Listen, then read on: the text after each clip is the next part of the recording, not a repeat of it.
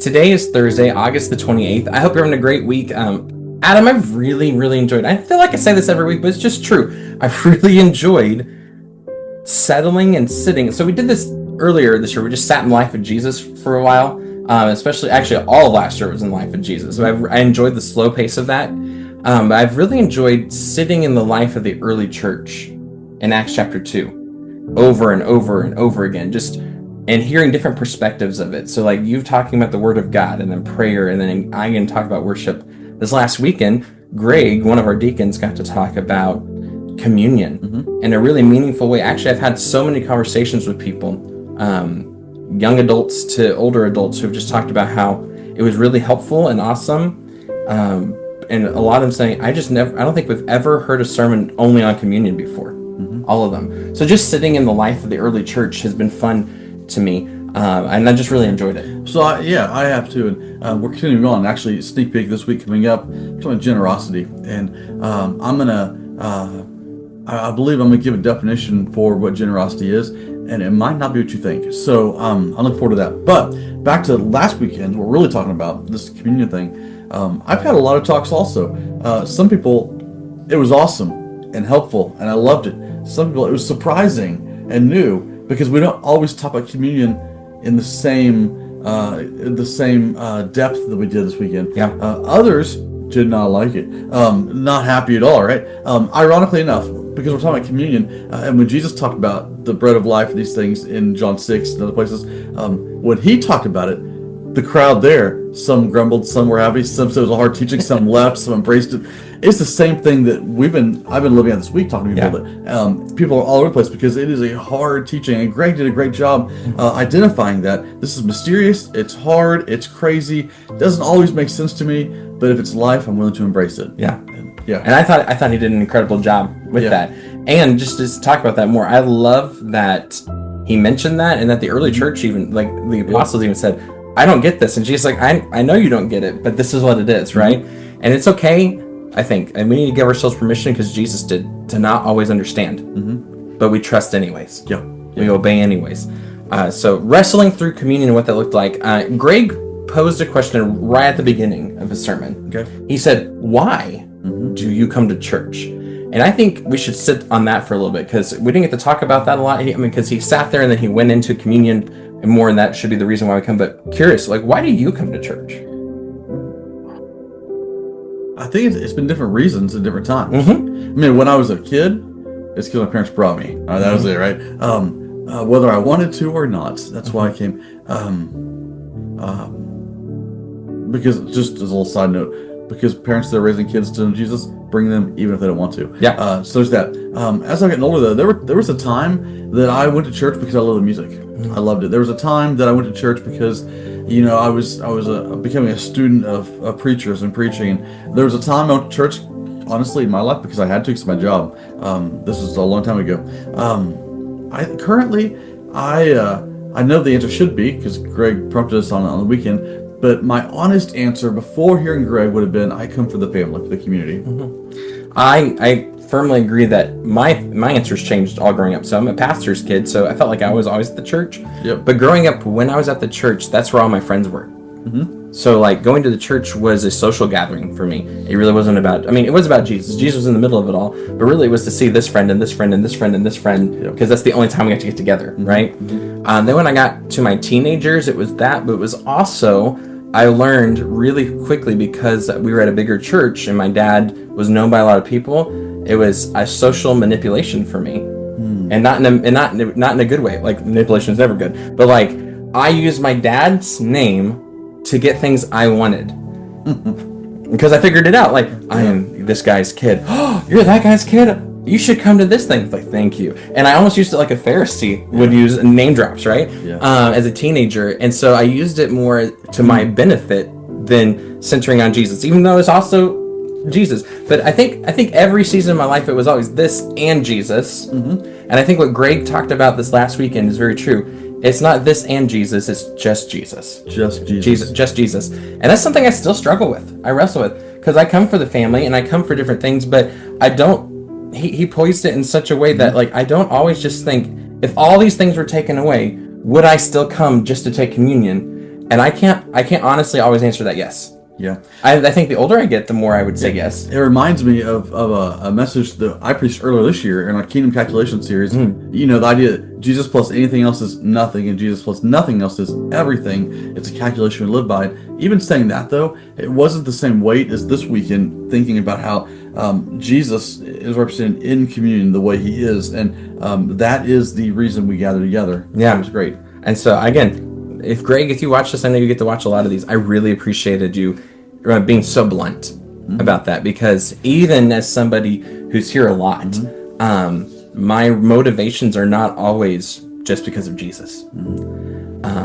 They are still that Jesus and I'm still working at to cut the and out of my life. And there's some weeks I get it, and I'm really a lot better, and I just come because of Jesus. And I think that's fair for everybody, right? And that's a moment of transparency for you, and I would say the same thing, because as we mature, I think we come closer to what we need to be, which is embracing the Jesus only, Jesus everything. But that's part of spiritually maturing, right? When we first hear about Jesus and first come to be a follower, first get baptized, no one expects you to have it all figured out yet. Yeah. And we walk that way, and we're still walking, aren't we? Yeah, always.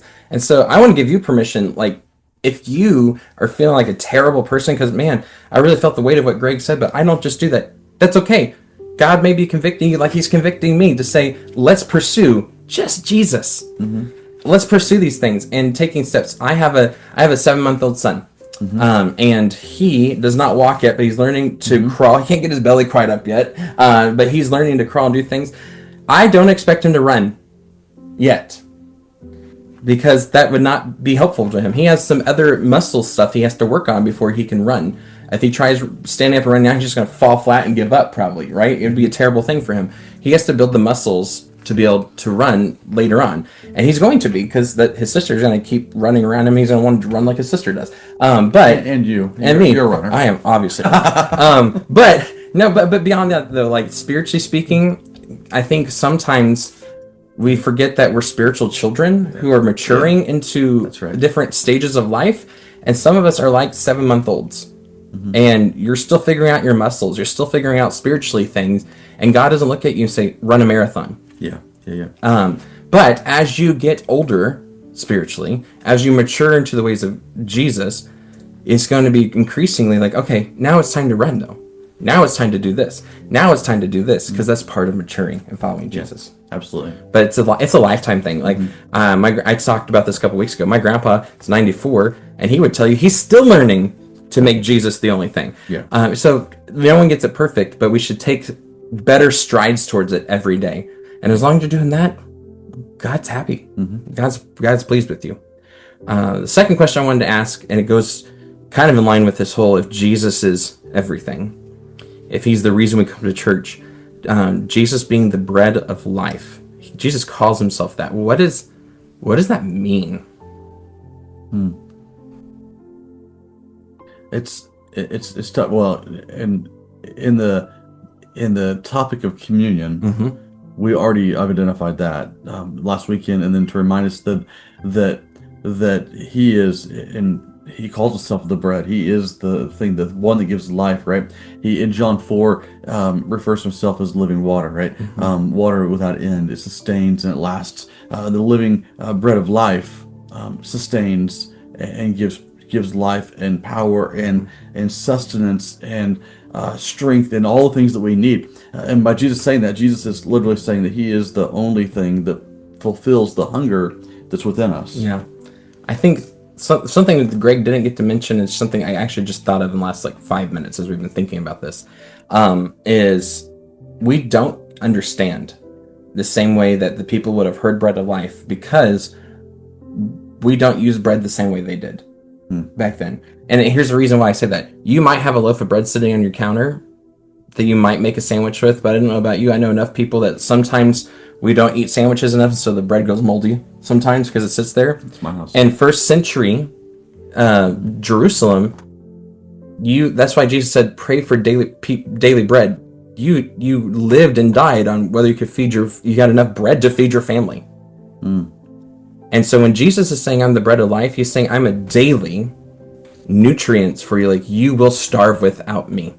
And I think it doesn't hit, just like communion doesn't hit the same weight with us because we didn't take time to do it. I think the bread of life portion doesn't either because we don't consume bread the same way they did. Yeah. It reminds me even of in the Old Testament, in the Exodus, when they're traveling, they were slaves in Egypt, they're traveling toward the promised land, and they were hungry in the wilderness, right? So God provides for them a thing called manna. It was like a bread-like substance called manna. It literally means, what is it? When they saw there that God would provide it, he provided for his people every day, 6 days in a row. It'd be on the ground in the morning. Collect what you need for this day only. Collect this day's bread. On the 6th day, collect 2 days bread for the Sabbath day, so you have to work on the Sabbath and you rest on that day, and then have it. And God provides that way. Then Jesus says to pray for our daily bread, and then Jesus says, not only that, but I'm actually the bread that sustains forever. It's building upon the foundation of everything that goes through Scripture. We see this track of bread, of life. And so I would challenge you to reread the Gospels and try to put yourself in the positions of people he's talking to, and not through 2025 Western eyes. I can go to Walmart, pick up a loaf of bread. Because they would have had to work hard for that bread, not only financially, but to go get the resources they need to bring it home to make the bread to eat. And they actually had to think ahead of time because you have to lay out. I have friends who are making sourdough bread. Some of you are those people. And I'm learning about bread through you all. It's a process. Like, in order to make a loaf of sourdough bread, you have to start a couple days early. You have to start early enough to let the dough rise and to do different things before you can even bake it. It's not like you can decide, I'm hungry, I'm going to go make some bread. That doesn't happen. There's work to be done, and you have to choose ahead of time. And I think, again, go with me on this.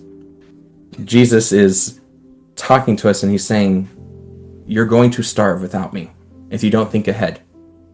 And what he means by that is, like, you need to think of not only this moment, but tomorrow. Are you choosing me, like Greg talked about, above everything else? Because I need to bring you life tomorrow and the next day. But if you're only coming to me for a piece of bread and not saying, okay, what am I going to do? The hard work of Bible study, the hard work of praying, the kneading of this dough in my life, I'm going to starve tomorrow. Yeah.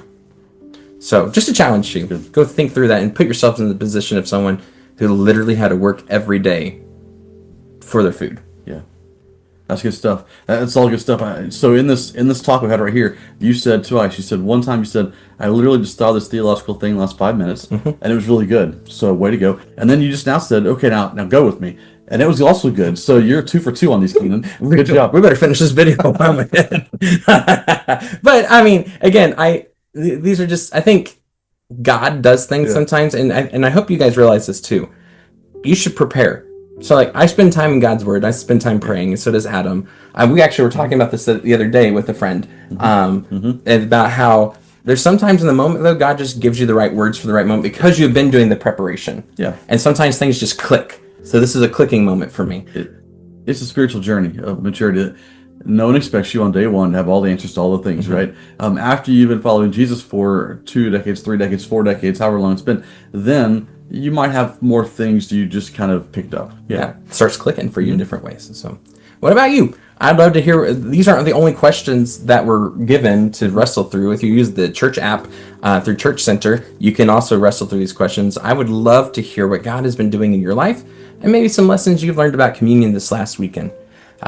Adam's already talked about where we're going this weekend. We're going to be talking about generosity, so join us Saturday night at North Heights at 6 o'clock, or our Carl Junction campus on Sunday at 8, 9:30, or 11, or you can join us live at 9:30. Church, until we see each other again, though, you are sent. Have a great day.